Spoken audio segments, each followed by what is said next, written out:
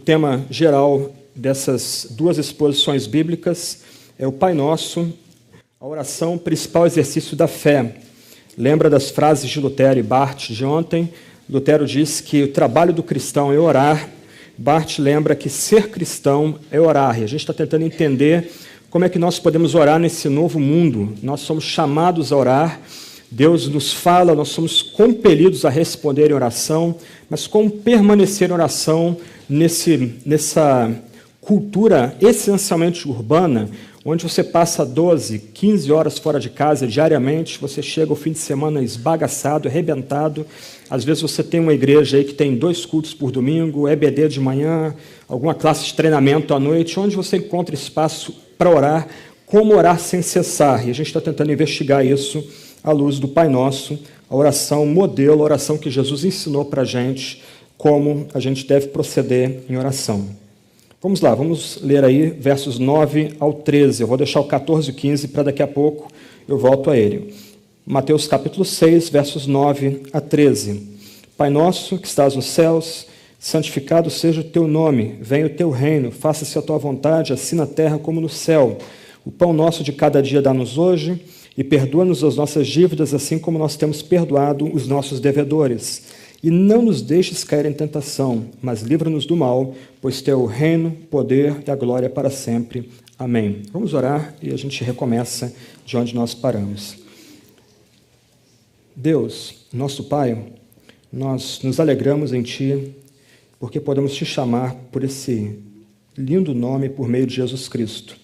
Somente por meio do nosso único Salvador, o nosso grande irmão, nosso irmão mais velho, é que podemos nos achegar a Ti e ter a confiança, a fé de que o Senhor nos atende como Pai. Nessa manhã, dá Teu Espírito para nós, Senhor.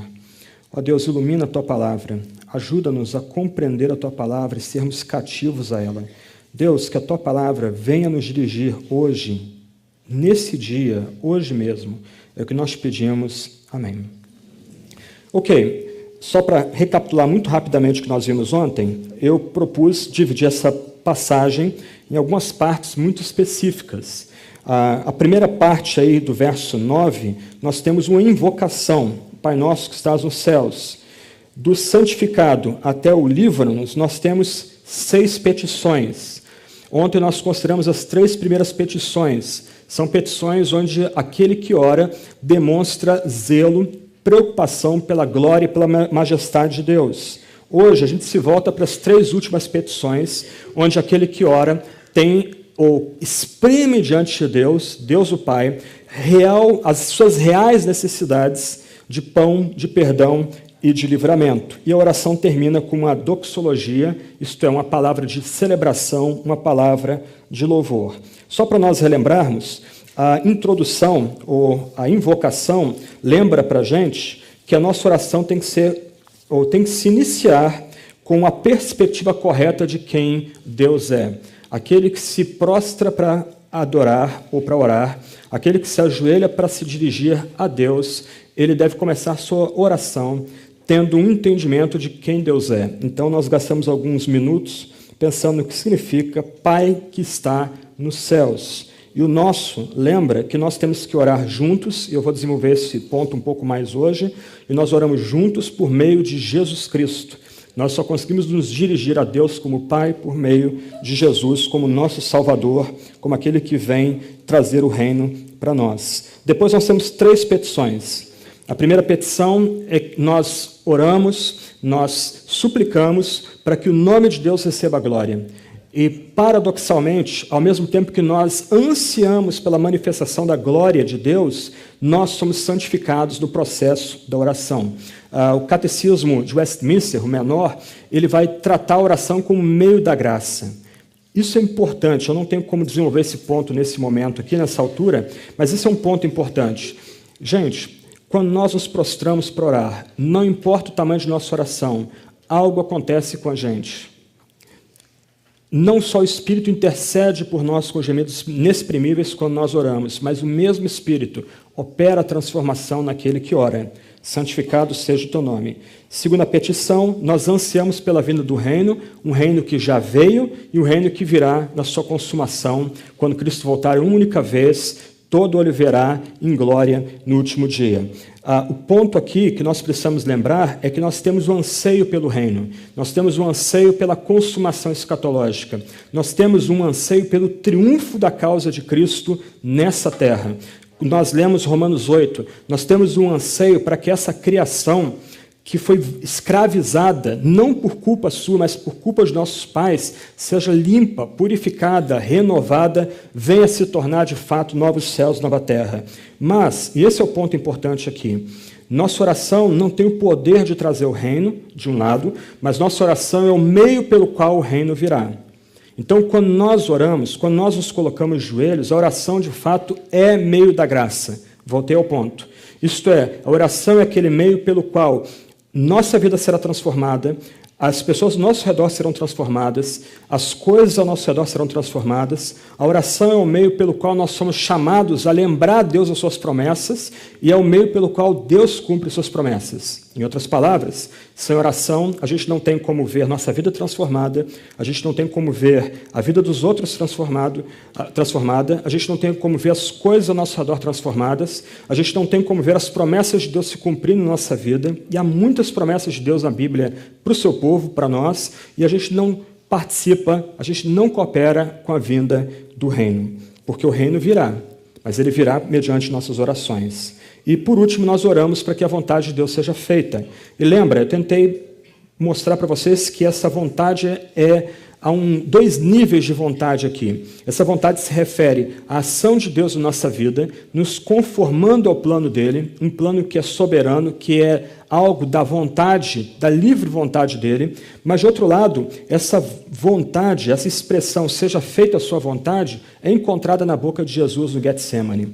Ele não declara, ele não toma posse, ele não dá ordem ao seu amado Pai, ainda que ele seja cheio de glória tanto quanto o Pai, ele seja eterno como o Pai é eterno, ele participa da mesma divindade que o Pai, ele e o Pai são um em essência, junto com o Espírito Santo, mas ele ora ao Pai, afasta de mim esse cálice, mas seja feita a tua vontade. O que Jesus quer ensinar para a gente à luz dessa oração no Pai Nosso? Que essa vontade se refere ao plano eterno de Deus, em de ajuntar para o Filho um povo que lhe é especial. Nós oramos para que Deus ajunte, Deus atraia os eleitos ao Filho, como a gente aprende em Efésios capítulo 1, verso 10. A gente ora para que no Filho tudo seja convergido, assim nos céus como na terra, como diz Efésios 10, ou Efésios 1, 10. Então, essa terceira petição é a petição para que a vontade de Deus seja feita em nossa vida, sim. Nós nos submetemos à livre vontade de Deus, mas, do outro lado, nós oramos para que o plano de Deus, salvador, seja operado com poder em nossa história, como é operado no céu, também na terra. Então, essas três primeiras petições são centradas em Deus, na sua glória, no seu reino, na sua vontade / salvação. Agora a gente se volta para as três últimas petições. Pão, perdão, livramento. Primeiro pedido, o pão nosso de cada dia, dá-nos hoje. Há pelo menos 4 interpretações a respeito de pão nessa passagem aí. 3 são espiritualizantes, uma é concreta, uma é real, tangível. A primeira interpretação, e a mais antiga, é uma interpretação sacramental. Eu citei aqui um livro sobre os pais da igreja. Os pais da igreja entendiam a expressão pão aqui ligado ao sacramento da Santa Ceia. A ideia é que na Santa Ceia, Deus, de fato, ofereceria o corpo de Cristo para a sua igreja. Então, há um pedido, há um anelo para que na ceia o corpo de Cristo seja oferecido. Mas uma regra importante da interpretação bíblica é que a gente tem que deixar o texto falar.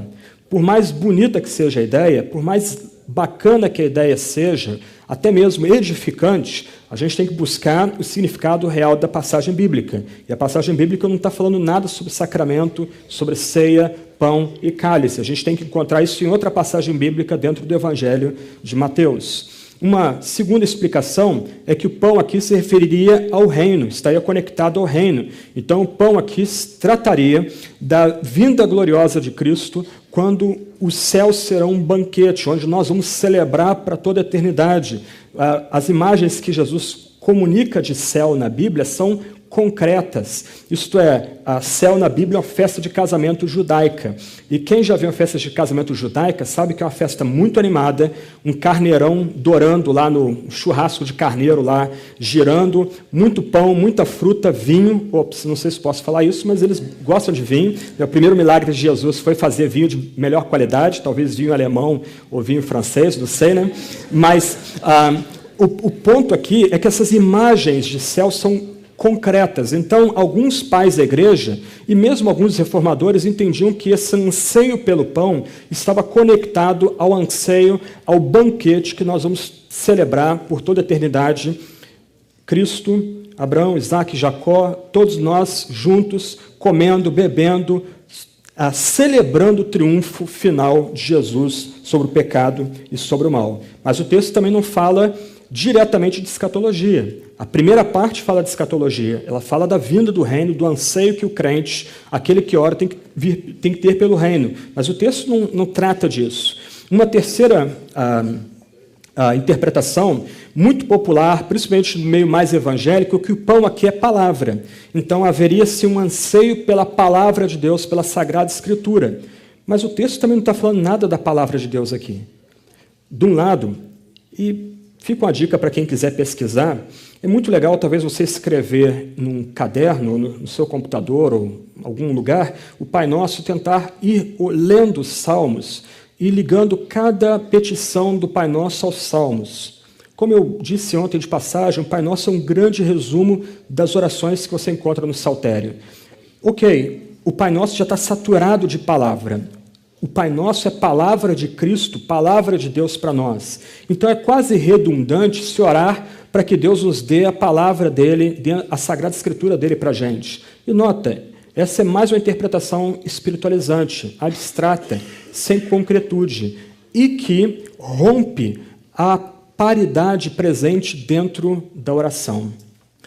Nós temos uma invocação, nós temos 3 pedidos centrados na glória de Deus, agora nós temos 3 pedidos centrados em nossas necessidades reais, concretas, e nós temos uma doxologia. O que é o pão aqui? O pão aqui é pão mesmo. É o pão que nós comemos todo dia. É o pão que nós nos alimentamos agora há pouco. Quando Jesus ensina-nos a orar, ele nos ensina a pedir comida, nos ensina a pedir pão, o alimento mais básico para o Deus que é nosso Pai. A fraseologia aqui desse pedido é um pouco complicada. A expressão de cada dia só aparece no Evangelho de Mateus. Nem mesmo na literatura secular da época, no aramaico, no grego, não aparece essa expressão. Os eruditos ficam brigando para tentar descobrir o que significa essa expressão. A nossa Bíblia, pelo menos a área que eu estou usando, ao meio da Revista Atualizada, traduz a expressão como pão de cada dia. A noção aqui é que nós suplicamos a Deus para que Ele nos dê a cada dia o nosso pão. Mas alguns têm sugerido que esse pão é o pão futuro. A ideia de que Deus nos dê aquilo que já está reservado para nós. Deus traga hoje aquilo que Ele já reservou para nós, aquilo que Ele já prometeu para nós. Mas uma forma talvez mais precisa, que tem sido sugerida para traduzir essa expressão de cada dia, o pão nosso de cada dia, é pão diário, o pão cotidiano, ou mesmo o pão de amanhã. E deixa eu tentar explicar isso aqui. A noção aqui que alguns têm sugerido é que você é chamado, você é ensinado pelo próprio Jesus a pedir o pão seu diário. Você é lembrado aqui que Deus sustenta você e Deus sustenta todos nós juntos. Lembra? Somos nós que oramos. Somos nós juntos que oramos. Deus sustenta todos nós juntos como Deus sustentou o seu povo no deserto, dando maná. A noção aqui é lembrar a gente que Deus é que sustenta a gente diariamente, todo dia, cotidianamente. Nós somos instados, então, a não só pedir o pão, mas recebê-lo com gratidão, porque Deus mesmo é que nos concede. Isso é muito curioso. Ninguém trabalhou hoje aqui. Nós já chegamos aqui, tinha pão pronto. Eu acho que tem pão feito ali pelos próprios cozinheiros. Eu acho que não é nem pão comprado. Isso é uma ilustração do que Deus está fazendo pela gente aqui. Antes que a gente peça, Deus já providenciou pão para a gente. Nós já chegamos, antes de orar, nós já recebemos pão. Nós o recebemos, então, com ação de graças, nosso pão diário, nosso pão cotidiano. Essa é uma noção baseada lá em Deus sustentando com maná no Antigo Testamento, Êxodo 16, verso 4 e seguintes. Mas uma outra possibilidade de pão nosso de cada dia ser o pão nosso de amanhã, dá-nos hoje. A ideia aqui, e que parece que Paulo desenvolve isso em Filipenses 4, verso 6, é a noção de que o crente é ensinado por Jesus a não ficar ansioso com nada. Nós somos lembrados que Deus dá nosso pão, o pão que deveria ser feito amanhã, ele já é nosso porque Deus é que providencia esse sustento para a gente. Deus nos dá o pão. Nós somos chamados a suplicar o pão. Nós somos chamados a pedir o pão. Eu acho muito legal a interpretação que Lutero faz de pão aqui. Lutero era brilhante. Ele escreveu o seu breve catecismo. Eu acho que ele está na internet, você botando lá no Google, o breve catecismo de Lutero, você pode dar uma olhada nele. É um texto impressionante. Ele escreveu esse texto para ajudar os pais a educar sua esposa e seus filhos e filhas na fé cristã. Então, ele é dirigido aos pais. Então, perdoa as irmãs aqui, as moças aqui, se a linguagem parece ser um pouco machista, ou um pouco centrada no homem. Mas lembra, ele está escrevendo para o pai aqui. Olha o que ele diz. Ele comentando a expressão pão nosso de cada dia.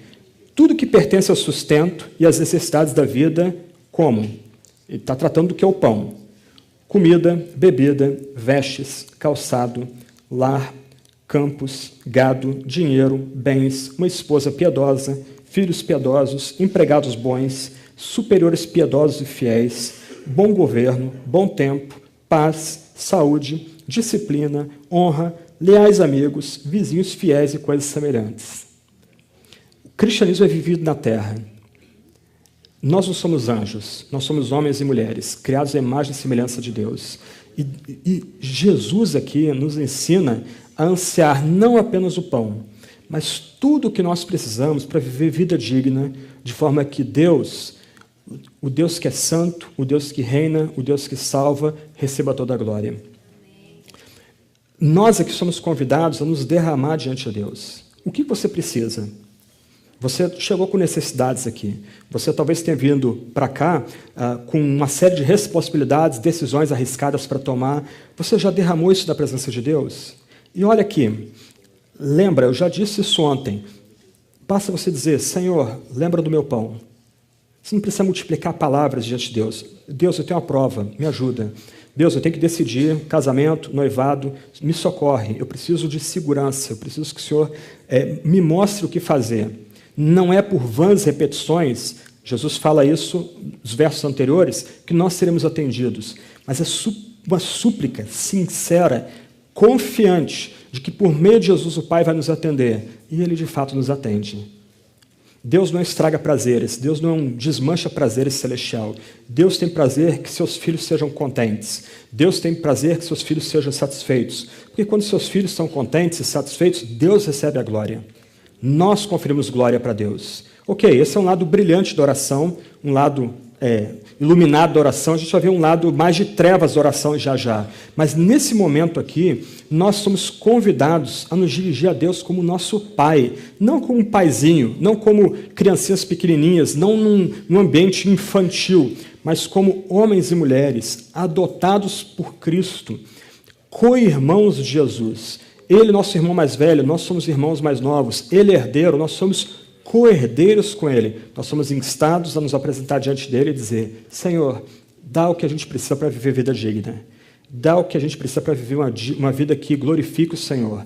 Dá aquilo que a gente precisa para comunicar a glória ao seu nome.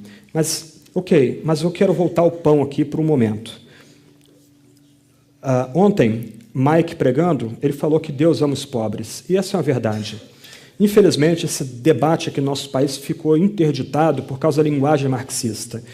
Você encontra na boca de católicos e protestantes a noção, a opção preferencial pelo pobre. Como se os marxistas tivessem descoberto, há pedra filosofal ou fogo. Na verdade, o marxismo aprofunda deformação do cristianismo. O que Marx fez foi secularizar uma visão de mundo judaico-cristã, não tem como desenvolver esse ponto. Mas a gente não pode esquecer que na Bíblia, de fato, Deus é o Deus dos pobres. Eu creio que talvez poucos aqui tenham passado fome, ou passado necessidade. Mas é muito interessante você conversar com cristãos em situações limite, cristãos que têm dificuldades materiais, barreiras intransponíveis para viver uma vida razoavelmente digna. É muito curioso. Você não vai ver, e lembra do Salmo, o justo mendigar o pão. Porque Deus vela pelo cristão que implora o seu pão diário ou o seu pão de amanhã. Ele não precisa ficar ansioso, como Paulo lembra. Parece que Paulo está comentando, inclusive, Pai Nosso, em alguma medida, em Filipenses 4. Aqueles que passam necessidade, aqueles que passam fome, literalmente, eles são confortados que eles têm em Deus um Pai pronto a suprir as necessidades. E se eles clamarem, Deus, que é Deus de pobres, Deus que fica ao lado do pobre quando ele tem uma demanda contra o rico, esse Deus vai atender aquele que passa necessidade. A gente, ainda que possa ampliar, como Lutero, o significado da palavra pão, a gente nunca pode perder de vista que Jesus ensinou essa oração para gente simples e humilde.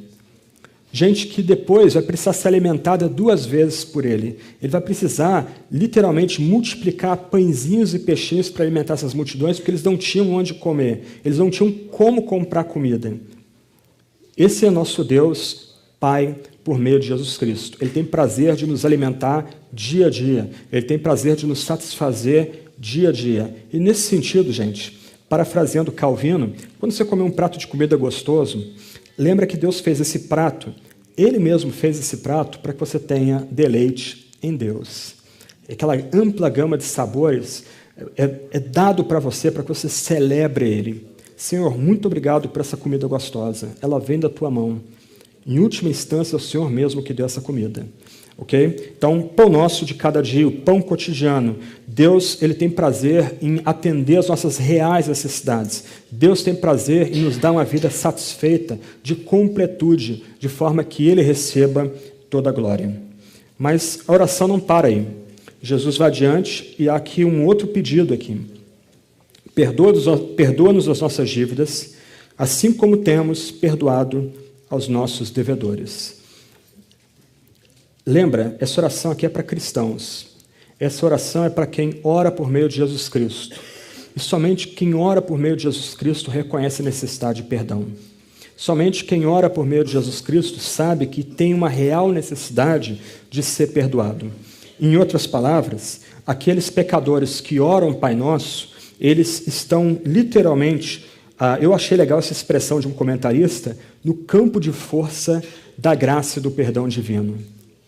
A ideia aqui, em primeiro lugar, é que nós somos instados a suplicar diariamente nosso perdão que vem de Deus, nosso Pai, por meio de Jesus. Nós somos instados a buscar uma cobertura para as nossas ofensas, para o que a gente vai ver daqui a pouco, nossas dívidas. Perdoa-nos. Essa é a oração recorrente do verdadeiro cristão. O verdadeiro cristão, ele sabe que ele é pecador. O verdadeiro cristão, ele sabe que, ainda que nessa esfera da graça divina, ainda que justificado por meio de Cristo, declarado bem-aventurado por meio de Cristo, ele ainda precisa do perdão diário. E é curioso que Mateus, escrevendo para judeus cristãos, ele emprega a expressão dívidas, que é o modo judaico de tratar pecado. A ideia é que nós defraudamos Deus. Nós pegamos um valor que nós não temos como restituir a Deus. Nós devemos algo a Deus que nós não temos como pagar. E a melhor ilustração desse ponto vem de Mateus capítulo 18, versos 23 a 35. Eu queria ler essa passagem com vocês. Dentro de Mateus, o autor canônico vai usar a mesma noção de pecado como dívida. Uma dívida que não tem como ser paga e só é saldada pela misericórdia do devedor. Mateus 18, versos 23 a 35.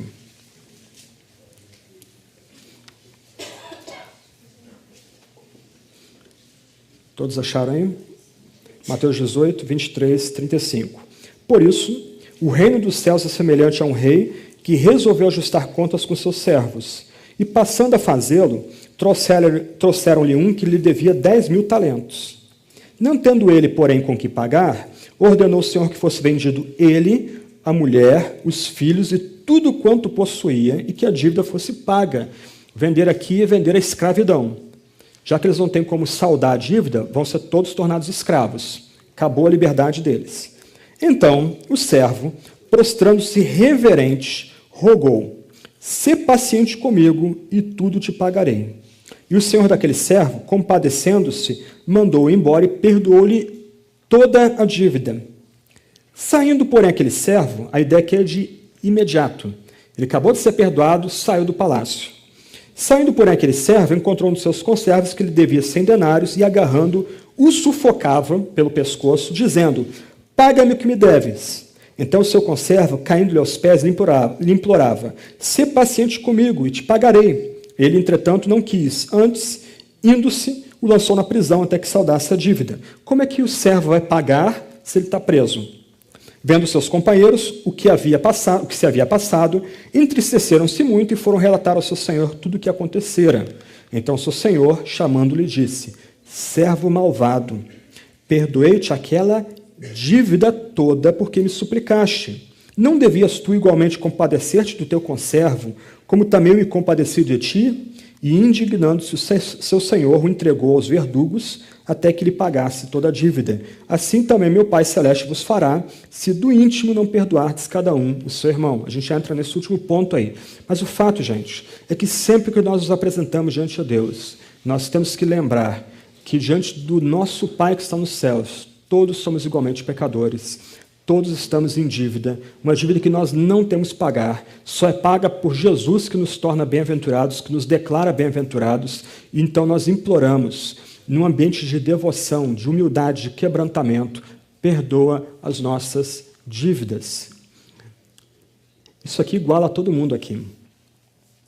Eu costumo dizer que um crente orgulhoso é uma contradição de termos. Um crente arrogante, ele não entendeu ainda o que é graça, logo ele não é cristão de fato. Paulo, em Romanos 3, versos 27 e 28, vai dizer mais ou menos o seguinte: onde está o orgulho?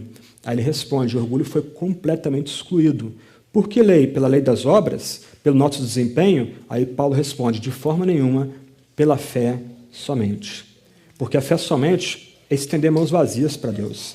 A fé somente é autodenúncia. É eu confessar que eu não tenho nada para barganhar com meu Pai, o nosso Pai que está nos céus. Eu preciso dele, eu preciso daquele que me ensinou a orar, que é Jesus Cristo, porque eu não tenho nada para saldar a minha dívida que eu tenho com ele. Então, um ponto importante da oração é nós nos apresentarmos diante de Deus o Pai, por meio de Jesus Cristo, clamando: perdoa-nos as nossas dívidas, apaga as nossas dívidas.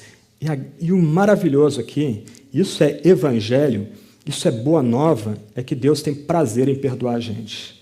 Quando nós nos apresentamos diante dele, quebrantados, sem justiça própria, humilhados, dependentes dele, ele tem prazer em apagar completamente nossa dívida, e ele o fez de uma única vez em Jesus Cristo. Perdoa-nos as nossas dívidas. Mas o texto continua: assim como nós temos perdoado os nossos devedores. E aqui que o negócio fica meio complicado para a gente. Jesus quer ensinar para a gente aqui que a melhor forma de nós provarmos a veracidade do cristianismo é por um santo procedimento. Então, nós somos instados por Jesus aqui a, uma vez tendo provado o perdão da dívida de 10.000 denários, a gente deve estar pronto a perdoar aquele que deve 100 denários para a gente, aquele que não deve nada. Isso aqui é tão importante na oração do Pai Nosso que Jesus terminou a oração, ele volta ao ponto, versos 14 e 15. Eu li isso ontem. Porque se perdoardes aos homens as suas ofensas, também vosso Pai Celeste vos perdoará. Se, porém, não perdoardes aos homens as suas ofensas, tampouco vosso Pai vos perdoará as vossas ofensas. Nós aqui, gente, somos instados a ter um espírito de perdão entre uns e outros aqui. Entre cristãos não deve haver rusga, entre cristãos não deve haver barreiras, porque Cristo quebrou a grande barreira que havia entre judeus e gentios. Isso acabou. Nós somos agora uma santa comunhão. Então, há que se ter um espírito de perdão entre nós aqui. Dar e receber perdão, porque todos fomos igualmente perdoados. Nossa dívida foi quitada por aquele que nos ensina a orar, Jesus Cristo, no Calvário. Ele deu sua carne, deu seu sangue no lugar e em resgate de pecadores. Então, se de um lado nós oramos para que Deus nos perdoe, nós temos que estar prontos na oração a perdoar aquele que nos defraudou. Isso não quer dizer que a gente tem que andar com quem nos defrauda, mas o ponto é, aquela raiz de amargura é completamente removida. Nós não vemos aquela pessoa mais em dívida com a gente, porque se nossa dívida com Deus foi paga, nós então zeramos aquela dívida. Em outras palavras, a ofensa que nos fizeram, a dívida que contraíram contra nós, não nos machuca mais. Ela não mais faz diferença. Se a gente topar com aquela pessoa, que necessariamente não precisa mais ser nossa amiga, a gente não precisa ter amizade com ela, mas nós não vamos responder com ódio, com raiva, com maltrato àquela pessoa que contraiu uma dívida com a gente, porque nós somos perdoados. Nós experimentamos tão grande perdão, então nós temos que ter uma abertura a perdoar, não só aqueles dentro da comunidade da fé, mas mesmo fora. Me impressiona ler a história de crentes perseguidos. É meio chocante para a nossa mentalidade ver na boca de crentes perseguidos um espírito de perdão. Ele não trata o seu perseguidor com desprezo, com raiva ou ódio, até porque ele sabe que a luta dele não é contra carne e sangue, mas contra os poderes espirituais do mal. Mas é interessante, você não vê ódio naquele que sofre em nome do Evangelho. Ele entendeu, a dívida dele foi quitada, então ele agora tem que ter um espírito perdoador. Como Jesus. O que Jesus diz na cruz? Pai, perdoa-os porque não sabem o que fazem. É isso que ele fala. Ele fala isso para militares romanos, ele fala isso para os líderes fariseus, ele fala para as multidões de Jerusalém que estavam vendo a morte dele na cruz e torceram para que ele fosse crucificado também. Ele pede para que aquelas pessoas sejam perdoadas. As mesmas pessoas que pediram para que o sangue de Cristo caísse sobre elas. Isso é muito importante para a gente. Perdoa as nossas dívidas, assim como temos perdoado os nossos devedores. Um comentarista do Pai Nosso, Oscar Cullmann, ele diz o seguinte: não podemos orar pelo perdão de Deus, a não ser que, enquanto oramos, encontremos a nós mesmos na esfera desejada por Ele de seu perdão. Crer em Deus é crer no Deus que perdoa. Isso é Evangelho. Gente, para mim, é triste notar que essa palavra tão bonita, evangelho, evangélicos, se tornou desgastada em nosso país. Pregadores palhafatosos que pregam outra mensagem que não é o evangelho, cooptaram essa palavra. Mas aqui, nessa passagem pequenininha, você tem boa nova. Deus, por Cristo, tem prazer em perdoar pecados. Deus, por meio de Cristo, que ora junto com a gente, tem prazer em apagar nossas dívidas. E não há nenhum pedido de dinheiro aqui para fazer isso. Não há nenhuma barganha, nenhuma linguagem mágica, mântica aqui para fazer isso. A gente se apresenta a Ele e pede, perdoa as nossas dívidas. E agora a gente tem um espírito de abertura para perdoar aqueles que são nossos devedores também. E aí a última petição, e não nos deixes cair em tentação, mas livra-nos do mal. Nós temos aqui uma única petição, mas 2 pedidos nessa petição. Deus é o autor do mal. Isso é um ponto importante dentro da tradição bíblica. Deus é Senhor sobre o mal, mas Ele não criou o mal diretamente, Ele não é o autor do mal. Deus se serve do mal. Deus soberanamente usa o mal, Ele como o poder primário, o mal como a causa secundária. Ainda que Ele não seja o autor do mal, Ele tem o poder de usar o mal para nosso crescimento. Então, se de um lado Deus não é o autor do mal, Deus soberano, Ele pode usar inclusive o diabo para nossa disciplina. O diabo como um cão preso à corrente e que vai até onde Deus estabelece. Então, na primeira frase, não nos deixes cair em tentação, nós rogamos para que Deus nos poupe de tentações. Lembra, Mateus 5, Mateus 6, onde nós estamos, Mateus 4, Jesus é conduzido por Deus ao deserto para ser tentado. Aqui nós estamos de novo diante do Deus que reina, do Deus que faz com que o seu reino venha em poder na consumação no último dia. Aqui nós humildemente pedimos para que Deus tenha compaixão de nós e nos amadureça de outra forma que não a disciplina que provém dele. Essa é a primeira linha. A segunda linha, nós imploramos livramento do mal. E aqui é curioso, por isso que eu gosto de exegese bíblica. O mal aqui pode ser neutro ou pode ser masculino, no grego. Isto é, o mal aqui pode ser maldade ou pode ser o próprio maligno. Então, se de um lado a gente pede para Deus tratar a gente com graça, não com misericórdia, não com disciplina, do outro lado, a gente pede para que Deus nos livre do mal cotidiano, da maldade cotidiana. E nosso país está imerso em maldade. Violência aumentando, corrupção, a juventude, falta de sentido, como diz Cazuza, não tem uma ideologia para viver, o mal campeia em nosso país, a justiça torcida, para citar o profeta. Nós precisamos, dia a dia, suplicar, Senhor, a expressão aqui, livra-nos, nos arranca da maldade que ronda o nosso dia a dia. E lembra, ontem eu falei isso, ao mesmo tempo que a gente ora, Deus já está atendendo a gente. Quantas vezes Deus nos livra e a gente não percebe esse livramento? Mas, do outro lado, há o diabo, há esse poder demoníaco que opera na criação, há esse poder demoníaco que maximiza a maldade ao nosso redor. Então, a gente pode orar também, livra-nos do maligno.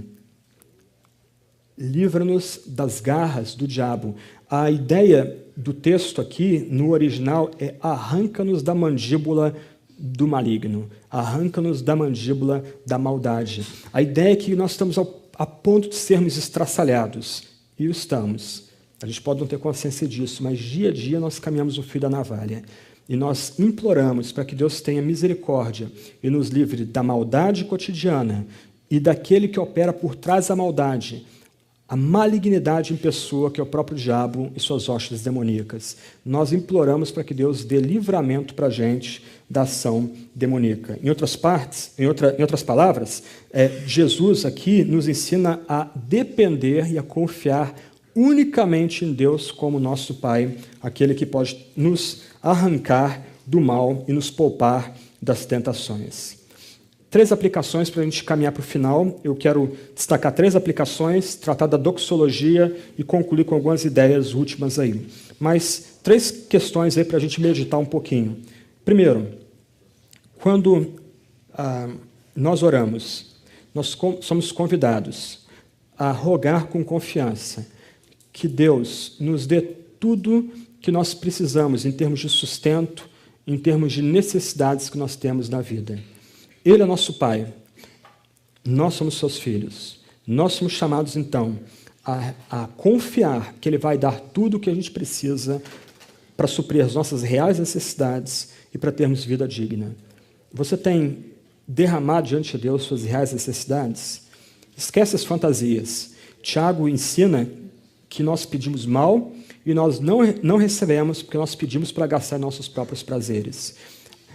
Tenta guiar a sua oração pela palavra, tenta entremear a palavra de Deus à sua oração, com confiança, e expõe as suas reais necessidades diante de Deus. Você precisa de uma esposa, de um marido? Ok, é uma necessidade real. Ok, coloque isso diante de Deus. Você precisa de uma nova porta de emprego? Peça a Ele. Você precisa decidir qual faculdade ou escola você vai estudar? Peça a Ele. Você tem que mudar de estado, deixar os seus parentes para ir trabalhar em outro lugar? Peça a Deus que guie e oriente, sustente você no processo. E em tudo, ao mesmo tempo que você ora, o pão nosso de cada dia nos dá hoje, você recebe esse pão, você recebe essa provisão divina com a devida gratidão, como algo dado pelo seu amado Pai, seu grande Pai. Segunda aplicação, nós precisamos dia a dia suplicar perdão e perdoar também. Dia a dia a gente precisa implorar que Deus cubra os nossos pecados, Deus nos limpe, Deus nos transforme. Do outro lado, a gente precisa pedir para que Deus nos dê também um espírito perdoador. Muito fomos perdoados. A gente é chamado a perdoar ao próximo, perdoar aqueles que estão ao nosso redor. Então, nós, dia a dia, devemos suplicar que Deus, por amor de Cristo, apague nossas transgressões, limpe-nos de pecados e a gente agora passa a perdoar o próximo. Terceira aplicação, a gente precisa entregar nosso futuro a Deus. É isso que talvez seja a principal aplicação da última petição. Não nos deixe ficar em tentação, mas arranca-nos das garras do mal ou do maligno. Você tem entregado sua vida a Deus? Você tem entregado seu futuro a Deus? Você descansa que Deus vai dar livramento para você e vai guiar sua vida a bom termo? 3 aplicações ligados às 3 petições. Descanse em Deus. Recebe com gratidão as dádivas que vêm de Deus, o Pai. Busca perdão em Deus. Perdoe o próximo. Terceiro, entregue sua vida, entregue seu futuro a Deus. Concluindo agora a doxologia. E aqui a gente tem um real problema. A maior parte das nossas traduções coloca a doxologia em colchetes. Então vocês vão precisar me suportar um pouquinho para vocês tentarem entender o meu ponto e ninguém ficar escandalizado aqui com o que eu vou levantar para vocês aqui. Essa expressão que está em colchetes, ela geralmente é acompanhada de uma frasezinha que diz que essa expressão, teu é o reino, poder, a glória para sempre, amém, não está nos manuscritos mais antigos. E, de certa forma, isso é verdadeiro. Essa expressão final, essa doxologia, essa celebração final, ela não se encontra nos textos mais antigos do Evangelho de Mateus. Os eruditos têm entendido que essa expressão não é palavra de Jesus. E você não se escandaliza com isso, por favor. Se você der uma olhada nas Institutas de João Calvino, no livro 3, capítulo 20, e o parágrafo 47, um dos últimos parágrafos do tratamento dele do Pai Nosso, ele vai dizer a mesma coisa. Ele vai dizer que essa expressão foi introduzida na igreja grega no século IV depois de Cristo. A igreja latina não conhecia essa expressão. Provavelmente ela foi incluída no texto por algum copista no decorrer do tempo. Só que é um ponto aqui. Calvino não conhecia o Didaquê. O Didaquê só foi descoberto no século XIX. Calvino está escrevendo no século XVI. O Didaquê foi escrito muito próximo do Evangelho de Mateus. Os eruditos têm sugerido que o Evangelho de Mateus foi escrito mais ou menos em torno de 60 a 85 depois de Cristo, 50 anos depois da morte, ressurreição e ascensão de nosso Salvador. O Didaquê foi escrito quase na mesma época, mais ou menos 70 a 150 depois de Cristo, e você pode procurar depois no Google. Didaquê é um manual de instrução bem simples, baseado no Evangelho de Mateus. É quase um resumão do Evangelho de Mateus, especialmente da noção dos 2 caminhos do Evangelho de Mateus. O Didaquê, então, que é um texto que foi escrito muito próximo do Evangelho de Mateus, ele recomenda, no capítulo 8, versículos 2 e 3, que o Pai Nosso seja orado 3 vezes ao dia, e ele traz o Pai Nosso no seu texto. E a versão do Pai Nosso no Didaquê é muito parecida com a versão que nós temos na nossa Bíblia. Só omitida uma palavrinha, reino e poder, a glória é omitida. Então, a versão do Pai Nosso no Didaquê diz, pois teu reino, poder para sempre. Amém. Qual é o ponto aqui? O Evangelho de Mateus era o manual de instrução de vida cristã da igreja primitiva. Esquece capítulos e versículos. Isso é uma criação da Idade Média e da pós-reforma. O texto original não tinha capítulos e versículos. Então, na igreja primitiva, eles não liam a Bíblia como nós lemos hoje, parando e lendo um versículo, e às vezes pregando um único versículo, ou pregando um capítulo e lendo um único capítulo. Não. Na igreja primitiva havia o cargo do leitor. Então, havia o pregador, ele expunha o texto bíblico, e era exposição bíblica mesmo, ele sentava, vinha um leitor, e ele lia para a igreja todo um livro bíblico, de ponta a ponta. Não havia essa noção de parar e continuar na semana que vem. Eles queriam ouvir as instruções dos apóstolos e discípulos. O Evangelho de Mateus era lido todo no culto. Por quê? Lembra, ontem eu falei muito rapidamente, o Evangelho de Mateus tem 5 discursos. O Evangelho de Mateus trata do reino, cada discurso focado em um aspecto do reino. O livro de Mateus era o livro de instrução da nova lei para o povo cristão. As pessoas queriam aprender como viver no meio da perseguição, como falar do reino, como orar. Ok, então vamos escutar Mateus. Alguém já brincou que você pode resumir toda a história da igreja pelo estudo da interpretação de Mateus e de Romanos. Eu acho que tem um fundo de verdade nessa brincadeira. Mateus era muito importante para a igreja primitiva, como outros livros, mas ele era importante. Era um livro de formação, para fazer a cabeça da nova igreja, para ajudar a nova igreja a se portar como comunidade, de fato, desse reino que veio e que virá. Ok, o Pai Nosso era especialmente amado pela cristandade primitiva. E ele era recitado todo final de culto. Acabava-se, o leitor assentava, e aí voltava o bispo ou o presbítero, e ele recitava o Pai Nosso.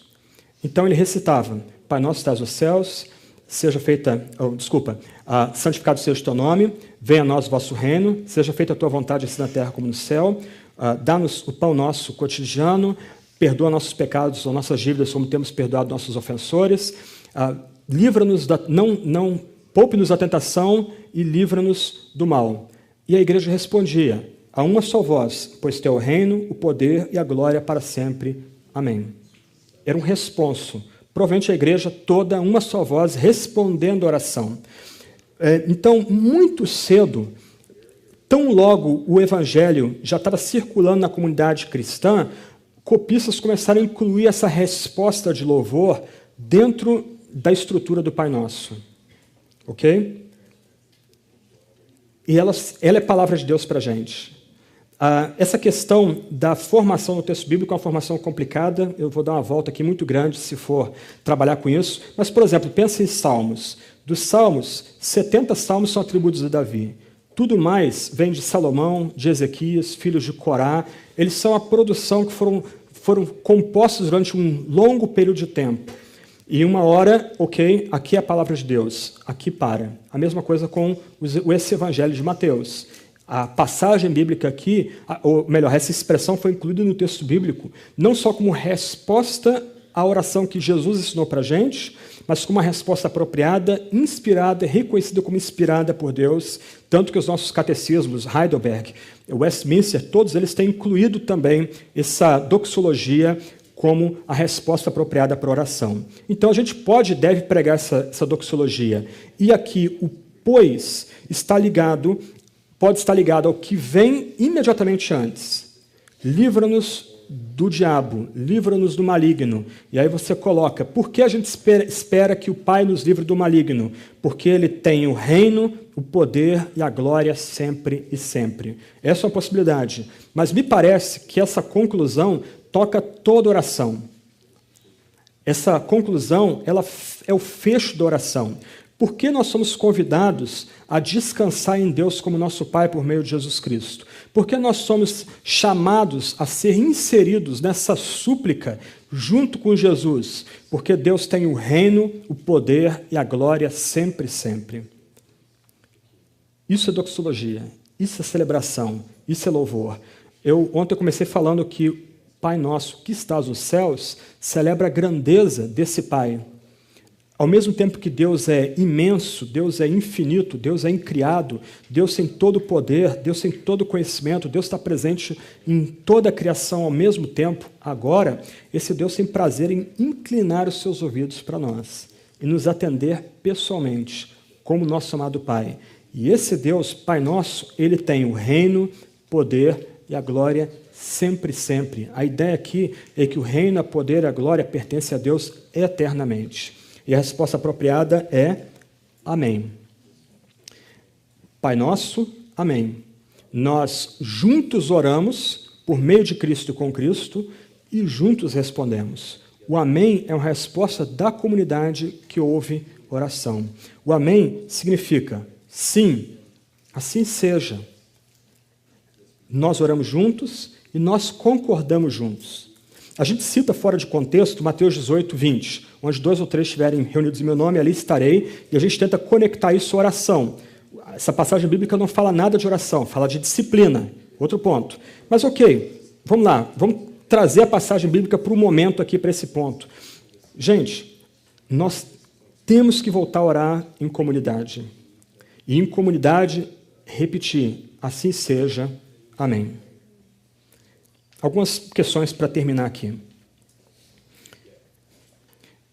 Nós temos que voltar à Escritura para aprender a orar. Nós estamos sufocados de manuais e livros e palavras de testemunho de oração. Algumas destes testemunhos de oração parecem a história do peixinho, ou a história de pescador. Cada um vai ampliando um pouquinho. Lembra do que eu contei do Lutero ontem? Lutero ora 2 horas, aí daqui a pouco... Mesma citação, Lutero ora 3 horas. Parece história de pescador. A gente tem que esquecer isso. A gente tem que, igual criancinha, agora, reaprender a orar. Onde é a nossa escola de oração? O texto bíblico. Especialmente os Salmos e o Pai Nosso. Nós temos que voltar a meditar nesses grandes textos, os Salmos e o Pai Nosso, para reaprendermos não só a gramática da oração, o vocabulário da oração, mas como orar apropriadamente, em meio à bagunça, o caos, o ruído, as ruínas do nosso dia a dia. E lembra, eu vou voltar a esse ponto já já, as orações bíblicas cotidianas são curtinhas. São flechas que a gente lança para o céu. Só que, o ponto, nós só permanecemos em oração se nossa linguagem for estimulada pela linguagem bíblica. É meditando e andando com os salmos e com o Pai Nosso dia a dia é que nós vamos permanecer na disciplina santa da oração. Vai ter dia, e todos nós experimentamos isso, e ai de quem disse que não, tem dia que a gente não quer orar. Tem dia que parece que Deus nem vai escutar a gente, parece que o céu está cinza, e em vez da face amorosa, a gente tem a face santa, reta de Deus sobre nós. Tem dias que a gente vai estar doente, e essa doença vai levar a gente a travar a oração. Tem dias que a gente vai estar acossado pelo demônio, e isso vai levar a gente para longe da oração. Como a gente ora no dia mau? Se nós temos a disciplina de orar o texto bíblico, nós vamos lembrar do texto bíblico como nossa palavra de oração. Num tempo de crise, eu e você, a gente pode não ter as palavras apropriadas para colocar diante de Deus, mas a gente lembra do Salmo 23. Ainda que eu ande pelo vale da sombra da morte, tu estás comigo. Deus, sê comigo nesse dia. Isso é oração. E essa oração que agrada a Deus. Nós temos que voltar, então, a reaprender a orar com os salmos e com o Pai Nosso. O Silas ontem fez propaganda de um texto dele que está na internet. Eu vou tomar liberdade para fazer propaganda de um texto meu. Eu sou editor de uma revista teológica chamada Teologia Brasileira. Teologia Brasileira é www.teologiabrasileira.org ou .com.br. Você entrando no site, você vai descendo o site, lá embaixo tem um texto intitulado Uso dos Salmos na Devoção Cristã. É um texto meio curto, tentando ajudar a como você pode incluir os salmos na sua oração diária. Então você tem ali, inclusive, um roteiro para você, por exemplo, orar os salmos todos uma vez por mês, você caminhar com o saltério como livro de oração. Então, primeira aplicação para nós caminharmos para o final aqui. Retorne à Escritura para aprender a orar. Tapa os ouvidos para os testemunhos contemporâneos, para histórias contemporâneas, para a literatura contemporânea, deliberadamente volta ao passado. Redescobre o prazer de ser guiado nas suas orações pela própria palavra de Deus. Lembra? Deus fala. Isso exige nossa resposta, mas a gente não entrega a nossa imaginação. Deus ensina a nossa linguagem da oração. Segunda aplicação. A gente tem que reaprender a arte de orar com brevidade. Como orar sem cessar? Essa é uma exortação bíblica. Ore sem cessar. Aí a gente tem esses testemunhos legalistas de oração.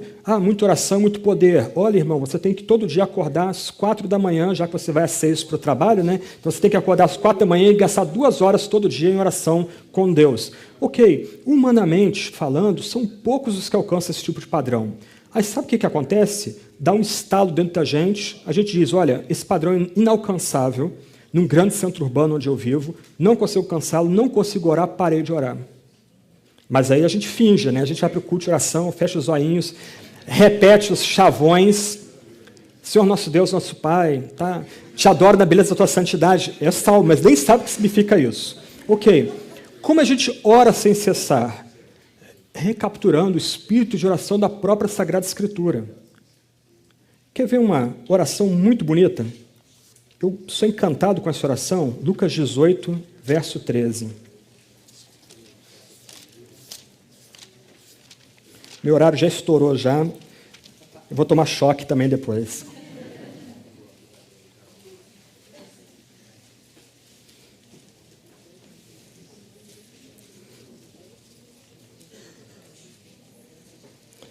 E é texto bíblico. E você, no dia de crise, pode usar essa oração para você também. Mateus 18, 13. Ó Deus... Lucas 18, 13. Ok. Ó Deus, sê propício a mim, pecador. Se você volta um pouquinho, você vê a oração do fariseu, toda cheia de justiça própria, toda calcada no seu desempenho, longa, e a oração é desprezada. Mas o publicano, de pé, olhando para o chão, ele bate no peito e diz, ó Deus, sê propício a mim, pecador. Quer ver outra oração bonita? Você vira a sua página, Lucas 18, verso 38, depois verso 39. Jesus, filho de Davi, tem compaixão de mim. Filho de Davi, tem misericórdia de mim. Isso é oração. Na acepção mais bíblica da palavra. Quando John Huss morreu, ele foi queimado da fogueira por ordem do Concílio de Constança, 1415. A oração que estava nos lábios dele enquanto ele era queimado era justamente essa. Filho de Davi, tem misericórdia de mim. Nós somos chamados a orar. No dia mal, você talvez pense, eu não tenho palavra para me dirigir a Deus, eu não tenho nem vontade para me dirigir a Deus, mas Deus falou por você. Deus botou na boca de Jesus as palavras que você pode proferir para o seu próprio Pai. E basta você clamar, filho de Davi, tem misericórdia de mim. Ó Deus, sê propício a mim, pecador. A gente tem que voltar a reaprender essa arte da oração, uma oração urgente, centrada, sem barriga, para usar a expressão do teatro, uma oração toda focada em reais necessidades nossas, mas especialmente na dádiva daquele que nos oferece suas bênçãos. Orações breves. A gente tem que reaprender as orações breves para orar todo o tempo. E a gente reaprende essas orações no texto bíblico. Volte aos Salmos, volte ao Pai Nosso. Terceira aplicação, e eu vou parando por aqui. A nossa oração não é individualista, mas nossa oração é pessoal e comunitária. O que eu quero dizer com isso? Nossa tradição evangélica, tanto americana como brasileira, é fortemente individualista. Nós falamos de tempo de oração silenciosa.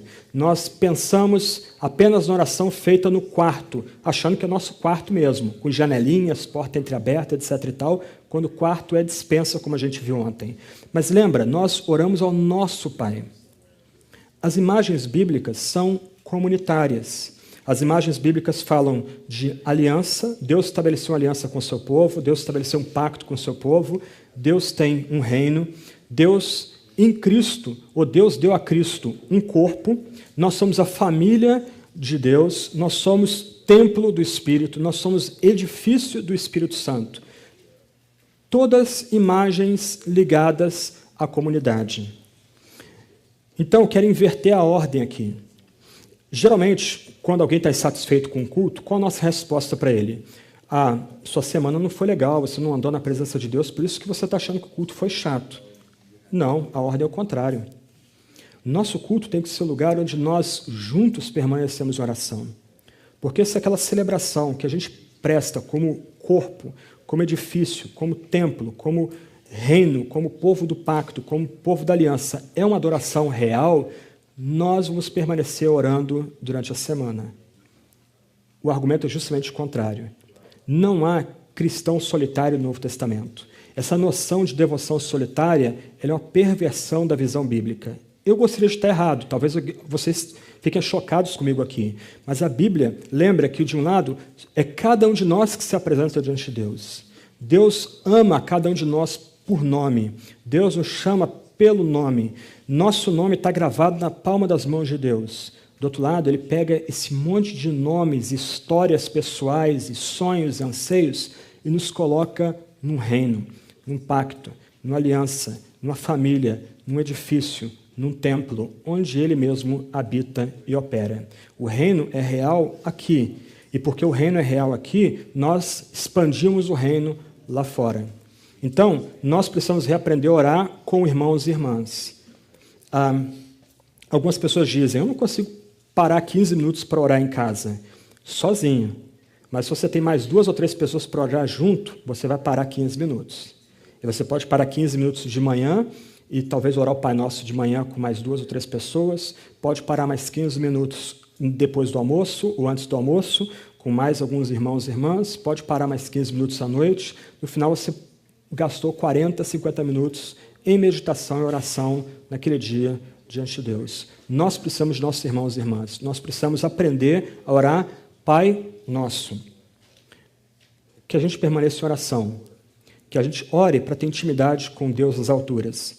Que a gente ore para saborear Deus, para ter Deus de fato como nosso Pai. Que a gente ore para conhecer e ser conhecido por Deus, Pai, por meio de Jesus Cristo. E que a gente com liberdade, como filhos e filhas amados, a gente possa derramar diante de Deus as reais necessidades. Pão, perdão e livramento. Pai nosso que estás nos céus, santificado seja o teu nome, venha o teu reino, faça-se a tua vontade, assim na terra como no céu. O pão nosso de cada dia dá-nos hoje, e perdoa-nos as nossas dívidas, assim como nós temos perdoado os nossos devedores. E não nos deixes cair em tentação, mas livra-nos do mal, pois teu é o reino, o poder e a glória para sempre. Amém.